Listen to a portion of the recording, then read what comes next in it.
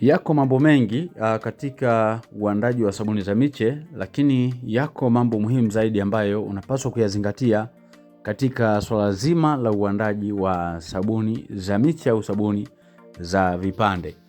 Kumbuka kwamba kuna malighafi za kuandaa, kwa hiyo katika kuandaa malighafi pia kuna mambo muhimu ya kuzingatia, ikiwa ni pamoja na malighafi nzuri za kutumia pamoja na kuzingatia issue nzima ya vipimo. Lakini pia baada ya hapo katika ufungashaji pia yako mambo muhimu pia ya kuzingatia. Kwa hiyo katika video ya siku ya leo msikilizaji, naenda kukuletea mambo muhimu katika uzalishaji wa sabuni za miche pamoja na vipande, lakini mambo muhimu zaidi pia katika ufungashaji wa sabuni zako za vipande pamoja na miche. Karibu sana kwenye ujasiriamali. Mimi naitwa Mwalimu Almasi. Unaweza kujifunza zaidi katika madarasa yetu kupitia 0783 500 971. Lakini pia tumekuandalia kitabu kinaitwa Ujasiriamali ni Ajira. Ni kitabu ambacho ndani yake tumekuandikia mafunzo mbalimbali ya namna ya kutengeneza bidhaa hizi, kuzingatia vipimo pamoja na procedure mbalimbali. Kwa hiyo karibu sana. Jambo la kwanza ambalo ni muhimu zaidi ni kufahamu malighafi ambazo unapaswa kuzitumia. Mfano malighafi ambazo mimi napenda kuzitumia, na malighafi hutegemeana na formula ambayo mtu anaitumia kutengenezea. Mfano mimi katika bidhaa hizi ambazo zinaonekana katika uandaji, malighafi nimetumia mafuta ya mise nikachanganya na mafuta ya mawese. Lakini pia nimeandaa caustic soda ambayo nilidilute ikawa caustic solution, na baada ya masaa 24 nikaipima kwa kutumia kifaa ambacho kinaitwa hydrometer. Mbali na hivyo pia nimetumia sodium silicate, nimetumia glycerin, nimetumia perfume, nimeandaa pia rangi kwa ajili ya kuweka muonekano mzuri zaidi. Lakini pamoja na vyote viambata hivi vinatumika kwa vipimo. Na kitu ambacho kinakupa kipimo ni idadi ya mafuta ulionayo. Mfano katika bachi moja mimi ninakoroga dumu 2 za mafuta.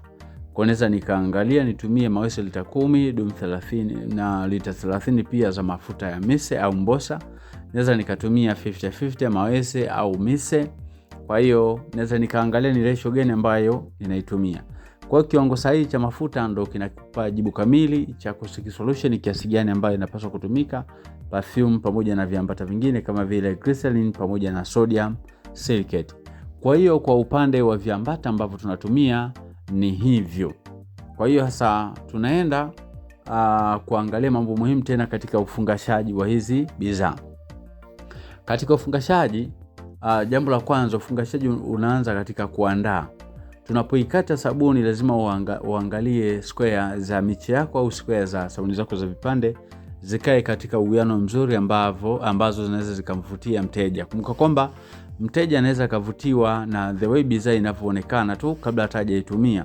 Ule muonekano wa nje wa bidhaa unamvutia mteja. Kwa hiyo ni cha kwanza, unaweza kutumia vibao au unaweza kutumia mashine ndogo ya mkono kwa ajili ya kukata bidhaa yako ionekane vizuri. Jambo la pili, katika ufungashaji pia tunakutana na chapa ya mzalishaji. Lazima sabuni zako zipige muhuri kama inavyoonekana. Unaweza usiwe na mashine ile kubwa ya kupiga muhuri ya kwenye ploda, lakini ukatumia hii mashine ya mkono.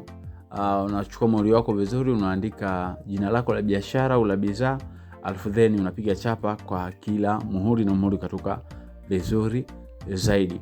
Jambo lingine pia kwenye miche na vipande, jambo ambalo tunapaswa kulizingatia ni ufungashaji. Kwa maana kwamba lazima tuweke sabuni ndani ya nailoni au ndani ya kiboksi. Hasa bidhaa yetu, kwa sababu kwenye video ambayo inafuata nitaonyesha namna ambavyo tunaweza tukazifungasha katika maboksi na nailoni. Kwa hiyo utakachokifanya, kila mche akishakuwa ndani ya nailoni au kila kipande kitakuwa ndani ya nailoni na unashona vizuri. Unaweza kutumia mashine ndogo ile ya sila mashine kwa ajili ya kufunga vizuri ili hewa isipenye ndani ya mche au kipande. Lakini baada ya kuvifungasha kwenye nailoni au kwenye nailoni miche au nailoni vipande, mwisho wa yote utaviweka kwenye boksi kwa ajili ya kupata katoni ya bidhaa yako husika. Kwa msikilizaji, karibu sana. Hayo ndo mambo ambayo nilitaka kushare na wewe katika video ya siku ya leo. Asante sana.